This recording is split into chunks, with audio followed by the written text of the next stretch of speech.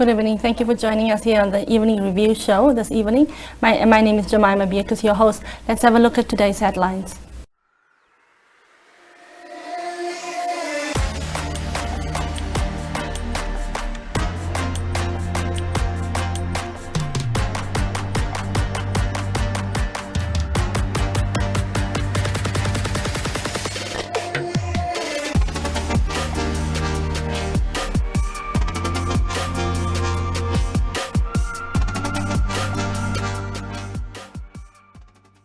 It's time to leap into limitless flexibility and convenience. To register on the new and improved client portal, visit our website and click on the portal login button. Click on Register next to Don't Have an Account. Click on Register Me with My to select your preferred registration option. Enter your personal details, select your preferred contact method, accept the terms and conditions, click on Create Account, complete your registration by entering the one-time PIN sent to your chosen contact method. You are now ready to take personal control of your account. To top up prepaid or postpaid data, visit our website and click on the portal login button. Log in with your username and password. Click on the service tab, select your data bundle option and click on the buy button. If you are a prepaid client, select your preferred payment method and follow the on-screen instructions. If you're a postpaid client, confirm your purchase by clicking on Pay with Account. The data bundle will be loaded to your account balance. Data bundles are valid for 30 days. Visit the Paratus Namibia website for more information or call the help desk on 083 300 1300.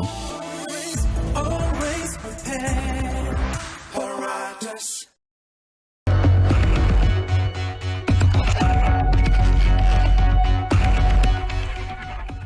Welcome back. I'm Jemima Biekus. We have in studio this evening Honorable Nahas Angula, a veteran of the ruling Swapo party, the country's first education minister, and the third prime minister of the country. He's speaking to us about the state of politics in the country, the state of the education in the country, and his retirement. Thank you for joining us, Honorable Nahas Angula. How are you? Thank you for having me. I'm fine. As you can see, I'm fine. Honorable, so are you in retirement? No. Africans don't retire. I just shifted from one job to another. Mm-hmm. So I left the government because there I was a slave of time. Every day, 8 o'clock, I should be in my office until 5 o'clock. Now, I decided that I want to reclaim my freedom. Now, I decide what to do, what time, when, and how long. That's freedom. Now, Honorable, the Swapo party, which you were part of building it, some people are concerned that the party is disintegrating in front of the Namibians' eyes. What do you make of that, and what do you think is your role as a veteran Swapo member to bringing the party to its former glory? Well, all of us are concerned. All of us are disappointed. All of us perhaps are required to do something to save the idea of liberation, and that is what Swapo has been. Mm-hmm. Liberation. Now, Honorable, you say some of you are concerned, some of you are, why all of us are concerned. Most of us are concerned. Most of you are concerned. Why are you concerned? We are concerned because if you retrace the steps, the history of the Swapo party. The Swapo party started from humble beginnings. Just first workers trying to reclaim their humanity and their dignity as workers by the abolition of the contract labor system, which was prevalent here during our youth. These were ordinary Namibians who started the idea. And they discovered that the total solution to restoring the dignity of the Namibian people was in fact freedom and independence. So they established this organization, whose motto has been freedom, solidarity, and justice. Those are the core ideas which drove people to come together and to eventually consolidate in what we know now as the Swapo Party. Now, it was a long journey. It was a difficult journey, as I said. Yes. These were just ordinary people. Everybody came from different background, but they were united by one idea, the idea of freedom, the idea of restoring dignity to the people. This is what kept, this is the glue which kept them together. Now, you speak about justice in particular as one of the pillars that has kept the party standing. Don't you think, as a veteran of the party, who's someone who's been at the helm of the party at some point, even running as one of the top 4 positions, don't you think you have had a hand in getting the party to where it is now? Is it that you didn't address some of the things? What would you have done differently? Well, we might have made mistakes here and there. However, the reality of the current Swapo Party, it came out of the moral weaknesses of some of our comrades. We started to compete for resources. We started to abuse public resources.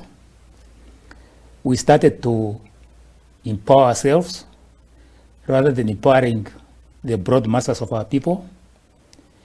And obviously, some people feel they were left out. Some people felt that they were marginalized.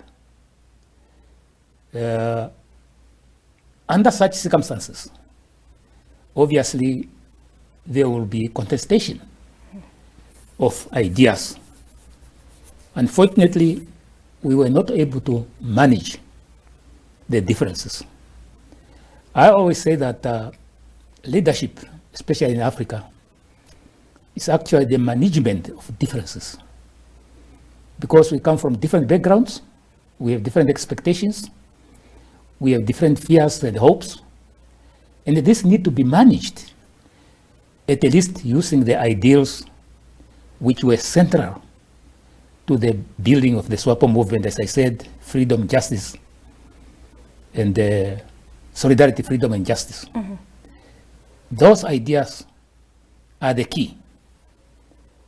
If we want to keep our freedom, we should also respect the freedom of others, especially when they express different opinions. It's their freedom to do so. Speaking about freedom, we have former cabinet members and even CC members of the ruling party incarcerated now, linked to the so-called Fishrot scandal. One of them, Saki Shangala, wrote a paper in which he cautioned that the party need to reinvent itself. What do you make of this? Well, Saki Shangala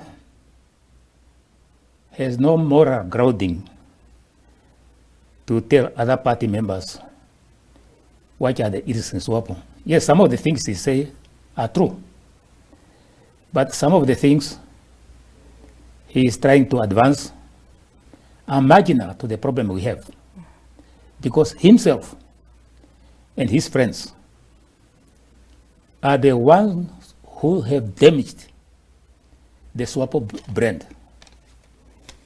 They are the ones who have damaged that brand because of their greedy, because of their alleged abuses. And the people start to question that Swapo is talking about justice. Swapo is talking about freedom. Swapo is talking about solidarity. Talking about solidarity, for example, we are supposed to feel, especially with the poor of this nation, especially with the youth who are looking for employment and survival but they cannot find it. We are supposed to emphasize with those who are left out. That's why we are talking about social justice as a key pillar of the Swapo brand. Instead, some of the comrades took advantage of their positions and started to loot, to steal, and to empower themselves to the expense of the poor, the unemployed, the needy. Saki is one of them. What would you say to critics that would say this looting took place under your watch as a Swapo leader? Well, I wasn't aware if some people are looting. Looting is stealing. And you know that we would not have discovered this probably if the Icelandic gentleman didn't come forward to give the information, because people were protecting each other. These things are done under the darkness, under the table. But the point I'm trying to say is this: we didn't expect this to happen to people who claim to be Swapo leaders, because that has not been the Swapo character. Perhaps because in the struggle there was nothing to loot. Perhaps that's the reason. So, to me, this is sad and this is tragic to me. How a liberation movement has come up to this point. Yes, I have been in the leadership of Swapo Party for some time, since the early 1980s, up to the 2017. But we trusted each other. We thought that all of us are working for the common good of all. All of us are carrying on with the ideals of the Swapo Party. But unfortunately, some have probably succumbed to temptations. Temptation of being rich or whatever. And started doing things which some of us never expected to be done. Now, Honorable, as a Swapo veteran, what do you think is your responsibility when the next Congress takes place? Are you going to stay in retirement, or how will you be involved? Well, I have not, that's an interesting question. I have not thought of it as yet. But for now, my job is to educate the general public that yes, Swapo might have fallen off the track, but that is the challenge of life. Let us see how we can put ourselves back on track as a party, because I believe the nation needs the Swapo brand. I believe so. Are you convinced that Swapo can reinvent itself? I hope it will. Looking at our examples, our friends, our neighbors' example, ANC, at one point they were more or less in the same type of situation, but eventually I think they saw that they had to do some self-correction. And I only wish President Ramaphosa every wisdom to rebuild the ANC brand. We should do the same. What kind of self-correction do you anticipate should Swapo take? Well, first of all, to admit that mistakes have been done. That is the first thing to do. Because if we want to regain the trust and confidence of the people, we should self-reflect and say, yes, something wrong has happened.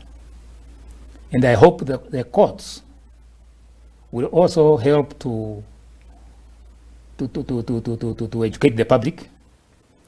If this issue of the Fishrot can be dealt with in the courts of law, and those individuals who might have committed crimes will have been isolated, that it is not the whole Swapo which was involved.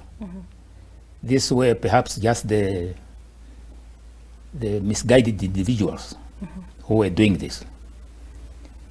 Something went wrong somewhere. I'm not denying that, because the focus on material gain took over from the focus to save the public. Many people came into Swapo not because they have intention to save the public, but because they were attracted that there's some kind of material gain, something to be gained. That's why concepts like tenderpreneurs came about and the like, because material greed took over. And that is unfortunate, because that's not supposed to be the tradition and character of the Swapo Party Liberation Movement. We are supposed, first and foremost, to serve the public good with honesty, so that the people continue to have confidence in us, the people continue to trust us, and whatever action we are taking it on their behalf, not for our own private interest. Thank you very much for joining us once again, Honorable. Thank you. Thank you for tuning in. Namibia, land of the brave, finding strength in challenging times, united for independence, united for freedom, united for a better Namibia. Together we have grown to become a democratic nation, resilient and resourceful, Namibians helping Namibians. During a global pandemic, we are put to the test, but Namibians prevail in unity and compassion to take care of our health, the health of the nation, for continued independence, continued freedom, continued democracy. The struggle is not over, but Namibians get stronger. The power of solidarity running in our veins. To be Namibian means to remain positive, to remain hopeful, to remain the land of the brave.